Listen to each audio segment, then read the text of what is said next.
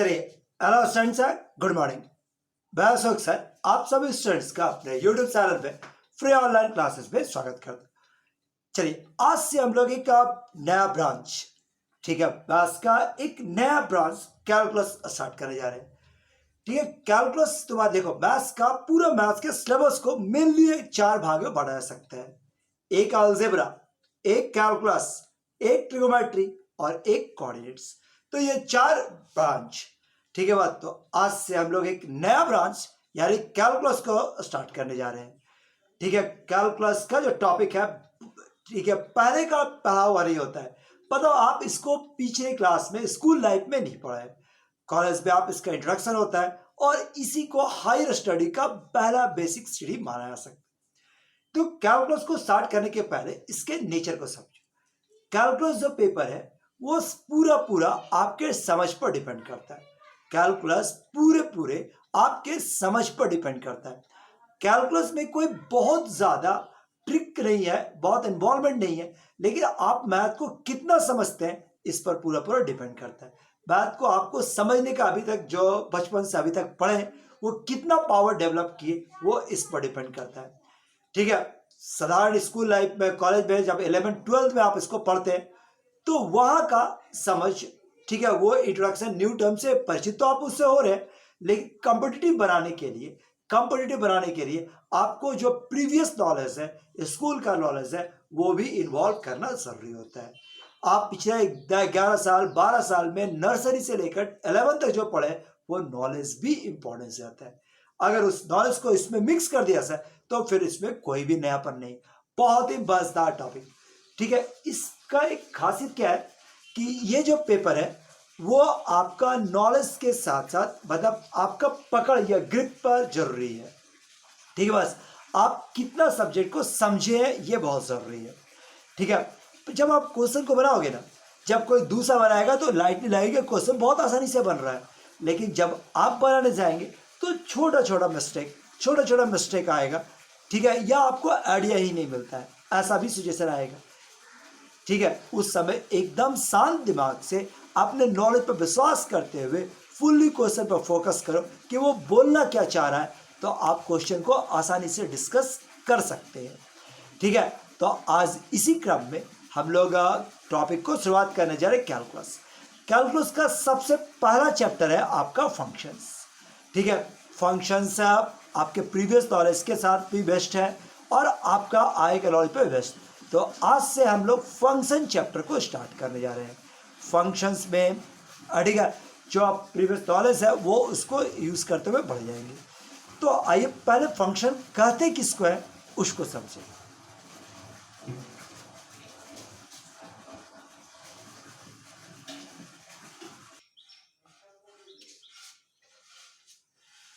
हाँ चलिए, अब आपको फंक्शन को डिफाइन करते हुए चले।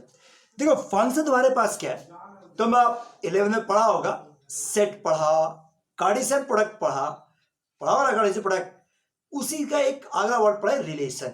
11 में या पिछला क्लास में आप सेट, कार्टेशियन प्रोडक्ट और रिलेशन पढ़े। अब रिलेशन का एक स्पेशल कैटेगरी होता है फंक्शन।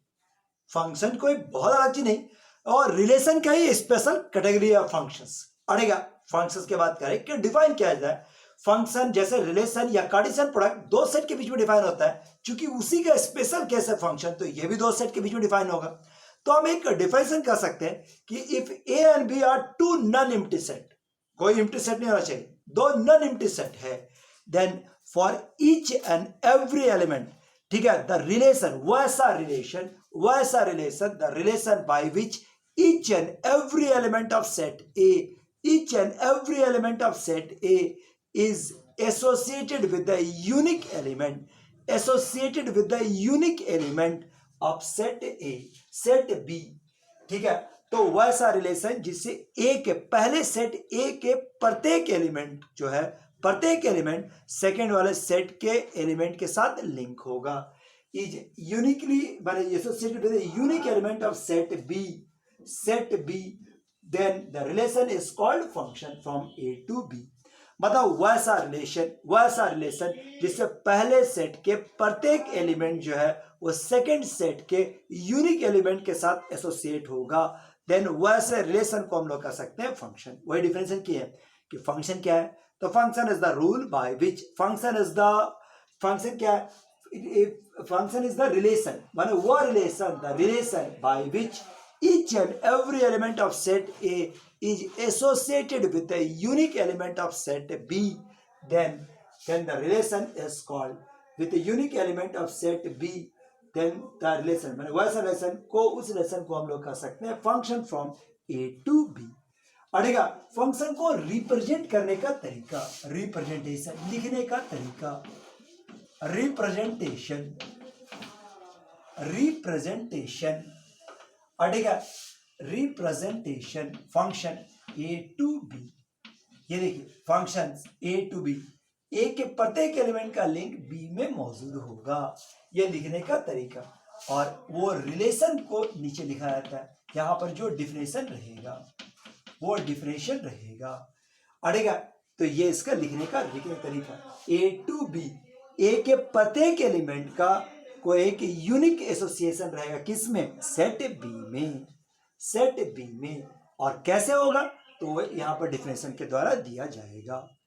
अड़ेगा एसोसिएशन के बाद दिया जाएगा।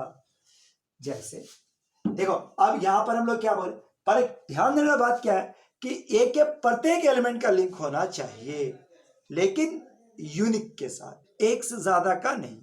हाँ, बी में कुछ एलिमेंट ऐसा हो सकता है जो किसी का एसोसिएशन ना हो, लेकिन ए में तो होना ही चाहिए। पर एकदम ध्यान रखना, नोट करते हुए, ईच एंड एवरी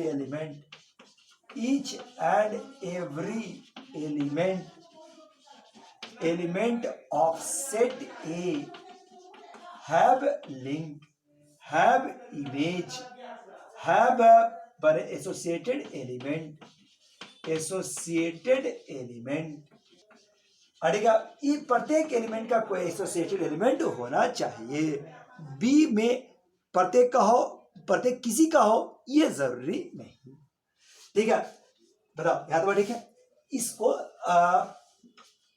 इस प्रकार से रिप्रेजेंट किया जा सकता है, ग्राफिकली कहो, अड़ेगा ग्राफिकली कह सकते हो, इस प्रकार से रिप्रेजेंट किया, सिंबॉलिकली कहो,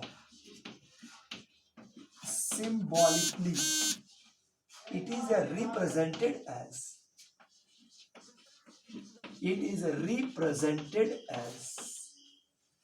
अड़ेगा सिंबॉलिकली इस प्रकार से रिप्रेजेंट किया जा सकता है। This is A B C, मान लो ऐसा है, सेट ए सेट बी, ये आपका फंक्शन ए टू बी, और यहां पर आपका मान लो 1 2 3 4 5 कुछ ऐसा रह सकता है। ए का लिंक 1, ए का 2 के साथ लिंक नहीं हो सकता। हाँ, ऐसा हो सकता है, इस प्रकार का हो सकता है।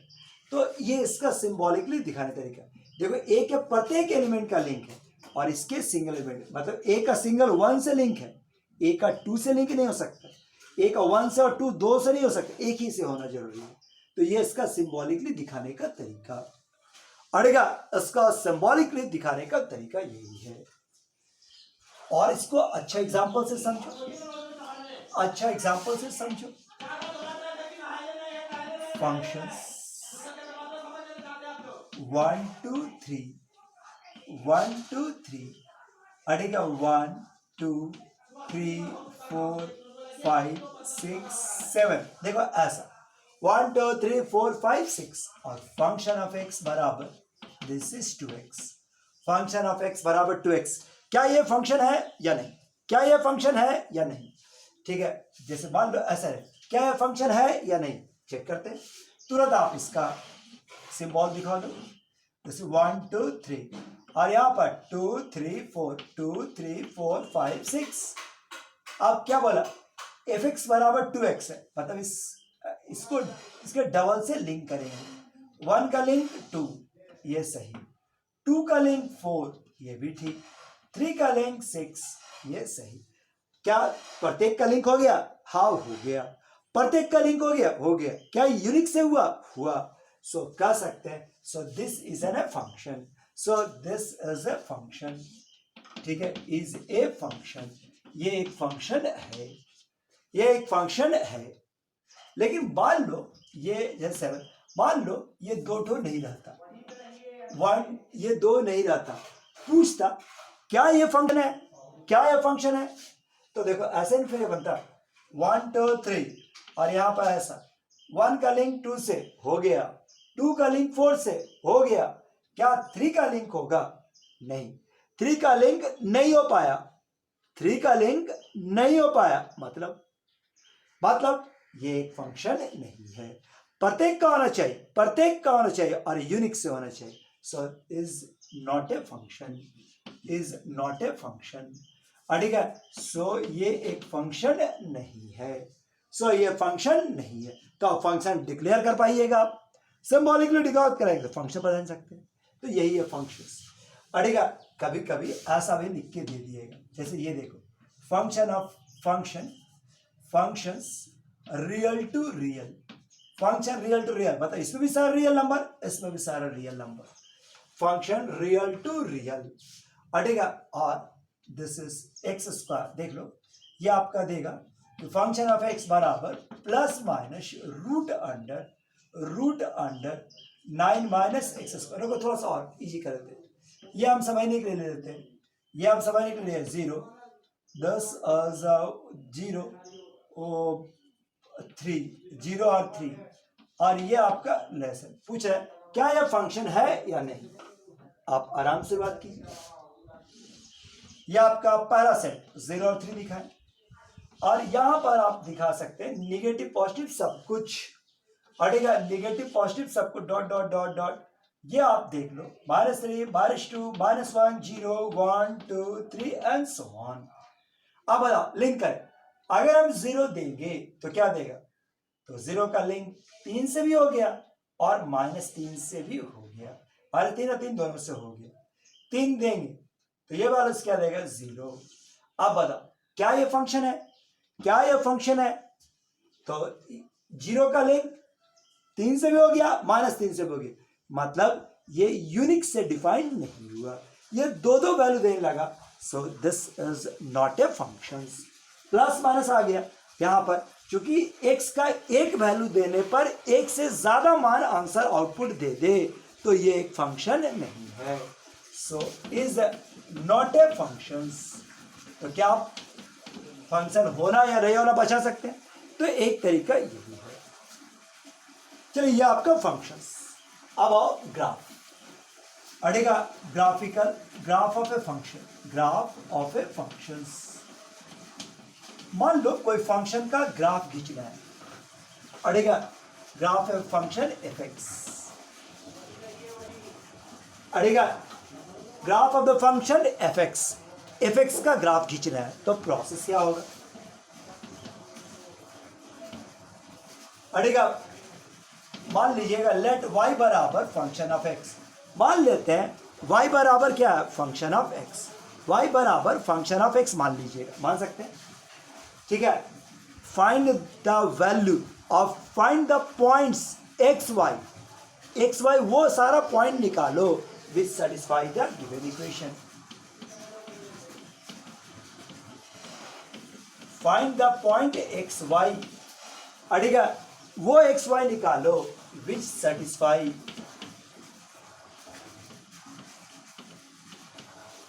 अड़ेगा which satisfy the above equation, अड़ेगा वो एक्स का वो सारा पॉइंट पता लगाओ जो ऊपर वाले इक्वेशन को सेटिस्फाइड करता हो, तरीका वही डाटा टेबल, ठीक है। और join the points with free hand, I join the points with free hand, with the free hand, join the point with the free hand, free hand से मिलाता हुआ ग्राफ को ड्रॉ करना, बस यही इसका ग्राफ तरीका। एक छोटा सा एग्जांपल दिखाते हैं, जैसे मान लो y बराबर log x है, यह हम छोटा सा एग्जांपल लेते हैं एक्स स्क्वायर प्लस 1, ठीक है। और एक बना लीजिए फंक्शंस आपका लिया जाए -2 -1 0 1 और 2 से रियल नंबर, और फंक्शन ऑफ x बराबर -x ये एक्स स्क्वायर प्लस 1, मान लो इसका ग्राफ ड्रॉ करना है, अड़ेगा इसका ग्राफ ड्रॉ करना है, तो प्रोसेस क्या है, डार्ट टेबल बना लो, इसका डार्ट टेबल बना दो एक्स और वाई। आप एक्स का जो वैल्यू ले सकते हैं, कुछ भी ले सकते हैं, यहां पर आपको बताया कि आप एक्स का मात्र यही 5 वैल्यू ले सकते हैं। आप पांचों लो, तीनों लो, 2 लो, 1 लो, ज्यादा तो नहीं ले सकते। मान लो हम लिए -1, ये हो गया 2, 0, 1, 1, 2 अटेगा, और 2 लिए तो 5, यही 5 पॉइंट आया, बस उसको प्लॉट कर दो। ये देखिए कितना है, -2, -1, 0, 1 और 2। बताओ -2 पर रहने पर कितना आया, 5।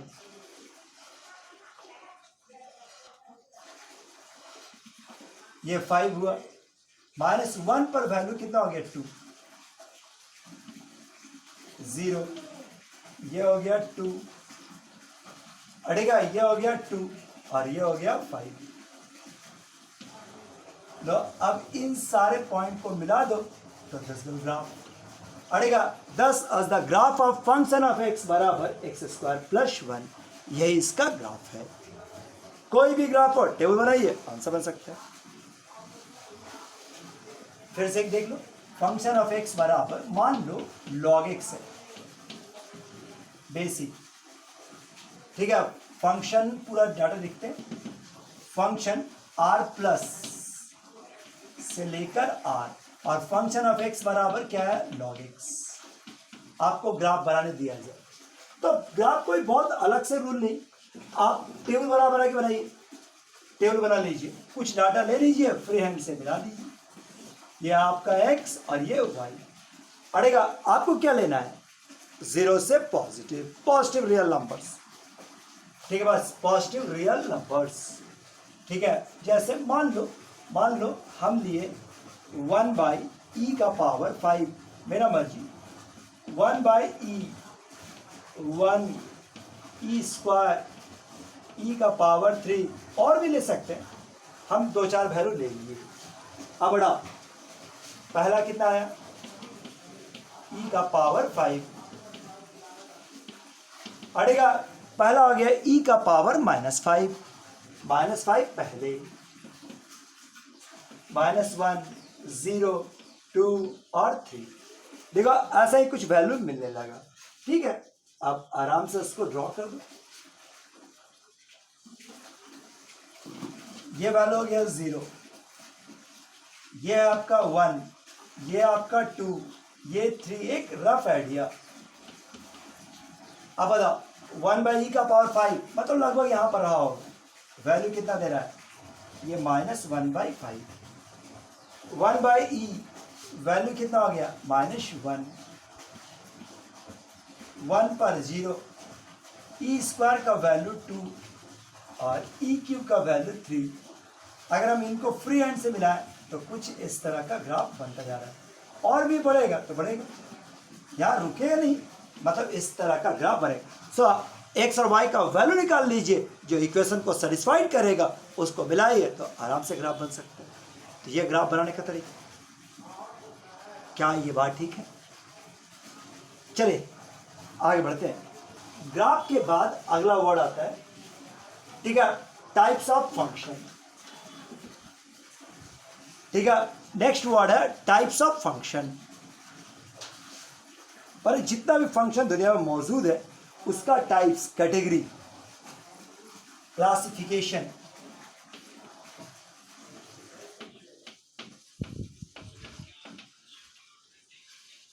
क्लासिफिकेशन ऑफ फंक्शंस पढ़ेगा। फंक्शन को कैटेगराइज किया गया है इजी करने के लिए, समझने के लिए।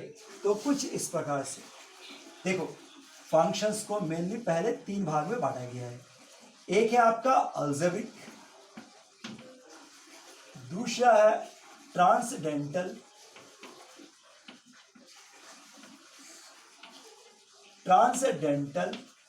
और तीसरा फंक्शन जो है वह है आपका स्टेप। अड़ेगा तीसरा फंक्शन है स्टेप फंक्शंस। देखिए 3 तरह का, एक अलजेब्रिक, एक ट्रांसडेंटल, एक अलजेब्रिक, एक ट्रांसडेंटल और एक स्टेप्स। अलजेब्रिक में क्या क्या आता है? तो पहला आया मोनोमियल फंक्शंस, दूसरा होता है पॉलिनोमियल फंक्शंस, तीसरा होता है रैशनल फंक्शंस, और ठीक है चौथा हो गया इररेशनल फंक्शंस। अड़ेगा इसी तरह से ट्रांसडेंटल में अगर बात करेंगे तो इसमें आता है एक्सपोनेंशियल फंक्शंस, दूसरा आपका लॉगरिथमिक, अड़ेगा लॉगरिथमिक फंक्शन, तीसरा आपका देखो एक्सपोनेंशियल हो गया, लॉगरिथमिक हो गया, आप ट्रिगोनोमेट्रिकल, और चौथा हो गया इनवर्स फंक्शंस। इस प्रकार का। अड़ेगा अगर हम लोग आगे बढ़े तो स्टेप फंक्शन पढ़ाएंगे। इसमें आपका आता है ग्रेटेस्ट इंटीजर फंक्शंस, दूसरा आपका आएगा लिस्ट इंटीजर फंक्शंस, तीसरा आपका आता है फ्रैक्शनल पार्ट, अड़ेगा फ्रैक्शनल पार्ट, चौथा आपका आता है अड़ेगा देखो greatest integer function, list integer function, fractional part, modulus function, और पांचवा आपका आता है सिग्नम, अड़ेगा सिग्नम फंक्शन। ये कुछ इस तरह का पूरा कैटेगरी है, पर इसी पर पूरा का पूरा मैथमेटिकल फंक्शन डिपेंड करता है, मैथमेटिकल ऑपरेशन डिपेंड करता है, पूरा कैलकुलस का फंक्शन डिपेंड करता है। तो हम लोग बारी बारी शुरुआत करते जाएंगे।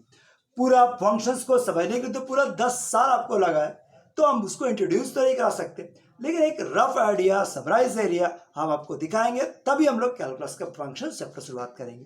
तो आज का टॉपिक या अगला दो तीन क्लास में हम सारे फंक्शन को हल्का हल्का इंट्रोड्यूस कराते हुए तब आगे बढ़ जाएंगे। समझ बात, पूरा डिटेल नहीं हो सकता, लेकिन हाँ थोड़ा बहुत इंट्रोडक्शन तो याद पड़ ही सकता है।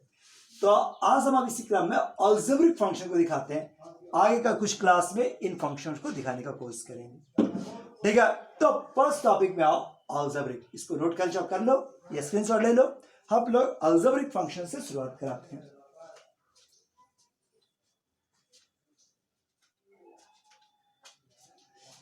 चलिए तो शुरुआत करें बारी बारी। देखो सबसे फर्स्ट टॉपिक हम लोग का है मोनोमियल अलजेब्रिक फंक्शन, मोनोमियल। अब ये फंक्शन क्या है? अगर कोई फंक्शन इस प्रकार से हो a x का पावर n, वेर n क्या है? n इज नन जीरो, ठीक है, नन पर निगेटिव नहीं रहेगा, is not A negative integer, छोड़ा ऐसा नहीं, n इज जीरो या पॉजिटिव इंटीजर, n का वैल्यू जीरो या पॉजिटिव इंटीजर हो तो that is called monomial functions. ठीक है, कोई भी फंक्शन जिस फॉर्मेट में होगा, मतलब जैसे एफ एक्स बराबर एक्स स्क्वायर होगा, हाँ होगा, या ए का मान 1, n का value 2, so this is monomial function. Function of x बराबर 3x क्यूब होगा, बिल्कुल होगा। फंक्शन ऑफ एक्स बराबर माइनस एक्स हो सकता है कि नहीं? बिल्कुल हो सकता है। ए का वैल्यू -1, एक्स का वैल्यू n का वैल्यू 1। फंक्शन ऑफ एक्स बराबर 5x का पावर 4, ये मोनोमियल हो सकता है, बिल्कुल हो सकता है। सो एक फैक्टर का बना हुआ है, that is called monomial functions. पर अब जानो होता क्या है, बस और कुछ नहीं। तो ऐसा लिख सकते हैं, ये मोनोमियल फंक्शंस कर सकते हैं। पहला टॉपिक में यही मोनोमियल फंक्शंस, ठीक है, the functions which is in the form, जो इस फॉर्मेट में हो, ठीक है, बस जो इस फॉर्मेट में हो दैट इज कॉल्ड, लिख लो, the function which in the form of a X का पावर n, ठीक है, इज कॉल्ड मोनोमियल फंक्शंस। चलिए, और इसमें कुछ नहीं। फिर आप पॉलिनोमियल तो आप पहले से भी जानते हैं, अड़ेगा पॉलिनोमियल फंक्शंस, मतलब बहुत सारे मोनोमियल को मिला दिया सर तो एक पॉलिनोमियल बन जाएगा, बहुत सारे पद को मिला दे तो एक बहुपद बन जाएगा, ठीक है। पर कह सकते हैं कि the function in this form, the function in the form जो इस फॉर्म में रहे, फंक्शन ऑफ एक्स बराबर दिस इज a0 एक्स का पावर n, a1 एक्स का power n minus one, a2 X का power n minus two, an, ठीक है, is called polynomial function, is called polynomial function. वह सा फंक्शन जो इस फॉर्मेट में होगा, वह सा फंक्शन जो इस फॉर्मेट में होगा उसको हम लोग कह सकते हैं पॉलिनोमियल फंक्शंस। अड़ेगा वह सा फंक्शन जो इस फॉर्मेट में होगा that is called polynomial functions. यही है पॉलिनोमियल फंक्शंस। ठीक है, बताओ एफ एक्स बराबर एग्जाम्पल के तौर पर 3x का पावर 4 प्लस 2x प्लस 7 क्या ये पॉलिनोमियल है? एफ एक्स बराबर 5x cube minus 4x square plus 8 एक पॉलिनोमियल है this is a polynomial. F X बराबर X square plus X plus 1 क्या ये पॉलिनोमियल है this is a polynomial function. F X बराबर 2 माइनस 3x ये एक पॉलिनोमियल है ये भी एक पॉलिनोमियल फंक्शन है। अड़ेगा ये पॉलिनोमियल फंक्शन है। पॉलिनोमियल फंक्शन में एक दो स्पेशल टाइप भी नाम आ सकता है। पॉलिनोमियल के ही अंतर्गत दो भाग और बांट सकते हैं। एक हो गया कांस्टेंट फंक्शन, पॉलिनोमियल का ही पार्ट है, नहीं बांटो तो चलेगा, कांस्टेंट फंक्शन। और दूसरा हो गया आइडेंटिटी फंक्शंस। अब ये क्या होता है? तो ये तो तुमको समझ में आता ही होगा। कांस्टेंट फंक्शन यानी एफ एक्स बराबर केवल 7 कोई कांस्टेंट, क्या ये पॉलिनोमियल है डिग्री 0 का, ये एक पॉलिनोमियल है डिग्री 0 का। ठीक है, ऐसे फंक्शन को कह सकते हैं कांस्टेंट फंक्शन। ये पॉलिनोमियल तो जरूर कहलाएगा डिग्री 0 का, और आउटपुट क्या दे रहा है? एक ही डाटा एक ही रिजल्ट, ये कांस्टेंट्स। मतलब एफ एक्स बराबर कोई कांस्टेंट आ जाए तो that is called constant functions. अब आगे बढ़ो, आइडेंटिटी फंक्शन क्या है? तो एफ एक्स बराबर एक्स, ए वैल्यू 1 पावर 1 एक्स, केवल एक्स स्क्वायर भी नहीं, केवल x, that is called identity functions.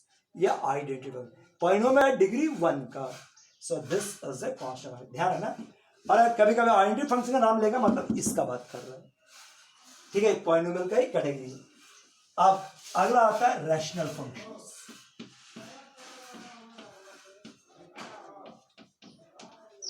ठीक है, नेक्स्ट वर्ड है रैशनल फंक्शन। अब बता रैशनल फंक्शन किसको कहेंगे? अड़ेगा वर्ड है रैशनल फंक्शन किसको कहेंगे? तो इसको समझो। ठीक है, नेक्स्ट वर्ड है rational functions.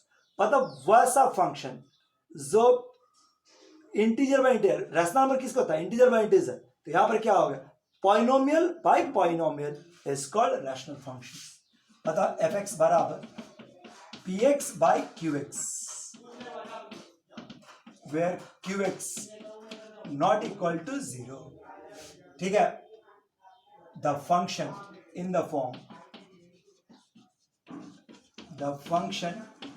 which is in the form जो इस फॉर्मेट में रहे px by qx where qx not equal to 0। ठीक है, और px एंड qx क्या है? पॉलिनोमियल और पॉलिनोमियल। अड़ेगा पॉलिनोमियल, मतलब पॉलिनोमियल बाय पॉलिनोमियल के फॉर्म में रहेगा तो that is called rational function. Example के तौर पर एक्स स्क्वायर प्लस 1 और 2x माइनस 3 ये एक रैशनल फंक्शन है। फंक्शन ऑफ एक्स बराबर दस X cube plus X plus 2x square और divide by x4 minus x square अब प्लस 5, ये एक रैशनल फंक्शन। मतलब दो पॉलिनोमियल्स को डिवीजन में रख दिया जाए तो that is called rational function. बस शर्त क्या है कि नीचे वाला 0 नहीं होना चाहिए। अब लास्ट एक फंक्शन ऑफ इररेशनल। अड़ेगा इररेशनल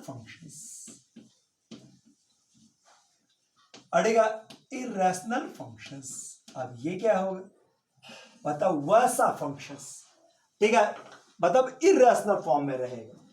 जैसे मतलब कह सकते हैं कि उसमें जो वेरिएबल रहेगा उसका पावर रैशनल टर्म में रहेगा, इंटीजर नहीं रहेगा, रैशनल फॉर्म में रहेगा।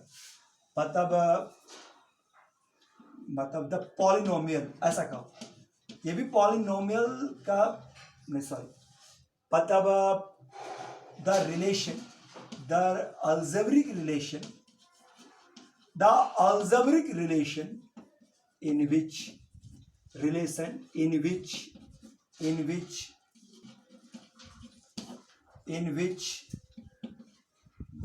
ठीक है, variable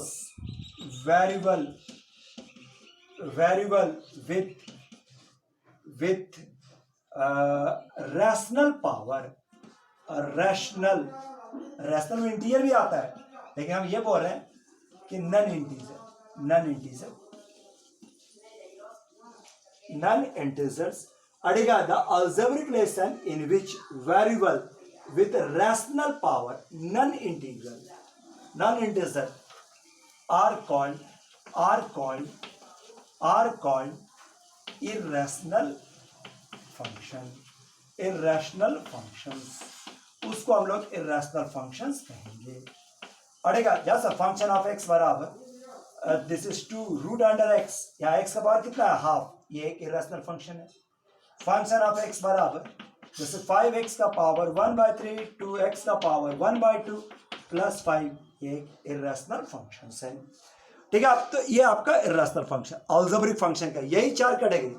तो देखो यहां से हम लोग आज क्या पढ़े कि फंक्शन किसको कहते हैं, तो बोले अगर a और b दो नॉन एम्प्टी सेट है तो वैसा रिलेशन जिसे a सेट a के प्रत्येक एलिमेंट का सेट b में एक यूनिक लिंक मौजूद हो, यूनिक एलिमेंट के साथ एसोसिएटेड है, तो वैसे रिलेशन को कहते हैं फंक्शंस।